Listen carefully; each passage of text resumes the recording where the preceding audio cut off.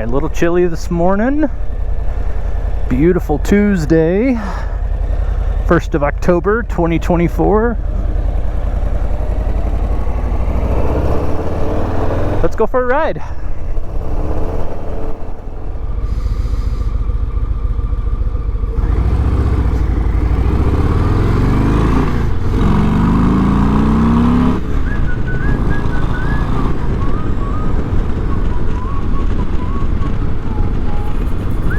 Alright, while we're continuing this ride, let's talk about my bike here for a minute. We'll probably talk a lot about this bike. This is indeed my retirement bike. A little over a year ago, I had about a year left in the military, and my wife started teasing me that I needed a retirement bike, and I spent a good solid year going back and forth on one, whether or not I'd get one, and two, which one would I get?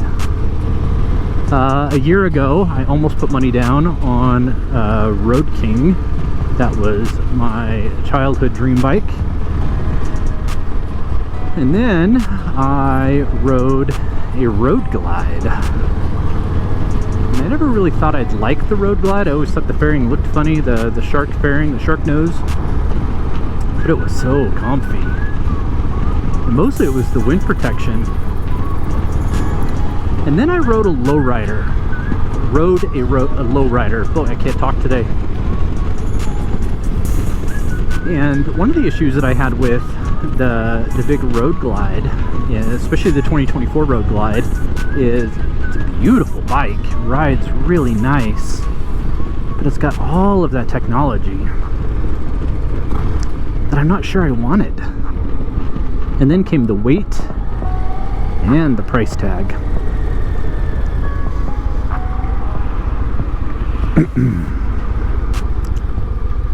So I took one of these out for a spin, and then I went back and forth on whether to get a Road King or the lowrider. And at the end of the day, I wanted the fairing without the technology.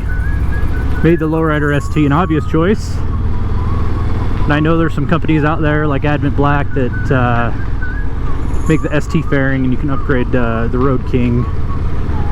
But when I started looking at pound for pound what you get for the money, I thought this was going to be a better deal and a little bit lighter weight. And so far I'm pretty happy. Now, previous to this bike, I was on a Victory Vegas 8-ball. It was a 2009 bike, had the 100 cubic inch and the 5-speed. And riding around Alaska at 60, 65, that bike did all right. Down here in Salt Lake, where everybody drives a minimum 85 on the freeway, that bike was a little scary. All right, enough of the jibber jabber. Let's pull on in here to Tucker Speed. All right, so originally this morning I looked outside, sunshine, let's go for a ride. And so I made the mistake of riding down to a local speed shop, Tucker Speed, and they happen to have a part I was wanting, some bar risers. So here's what we're gonna do today. We're not gonna ride, we're gonna work on the bike. So here is the stock handlebar setup. We got a towel to protect the tank. Here's what we're gonna replace the stock setup with. Some 6.5-inch risers. There's the puppy dog. Some 6.5-inch risers from Thrashin Supply. See if we change the riding position a little bit. So, kind of get an idea. I'm going to go about right there. The Harley dealership wants a lot of money to do this, and I'm cheap and I don't want to pay them a lot of money.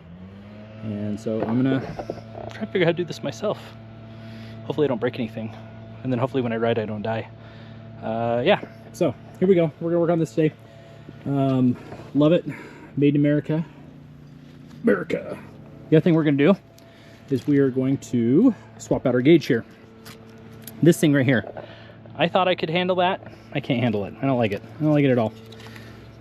So we're going to mount a gauge about right here. Give me a tack and speedo and put it hopefully just a little bit more in my sight line. We're going to give it a shot. All right, so I'm going to get to work. Wish me luck. See ya.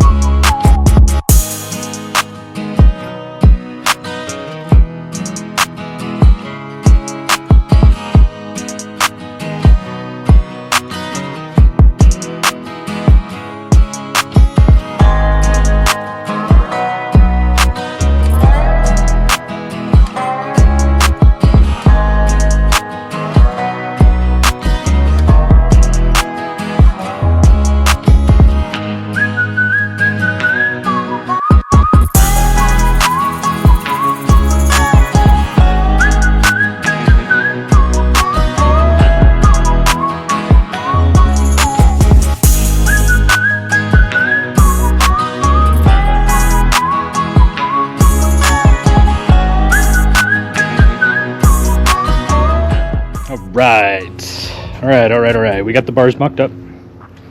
We're at a pausing point and had to clean up my tools.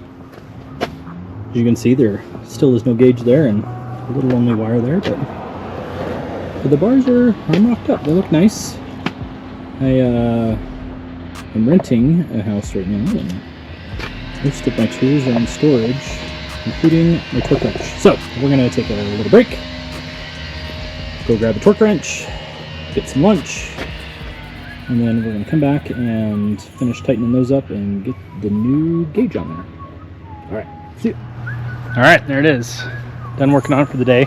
Did a terrible job videotaping it, but I can at least show you the finished product. Again, today we put on the Thrashin 6.5-inch risers along with the Lowrider S gauge and Thrashin's gauge relocation pod. Throw a leg over here. The idea was I wanted more of an analog tachometer and a gauge that was a little bit more in my sight line. It was absolutely plug and play. And one of these days I'll do a better video where there isn't a glare in my reflection of a dork holding a GoPro. But there it is. All good. All right, see ya.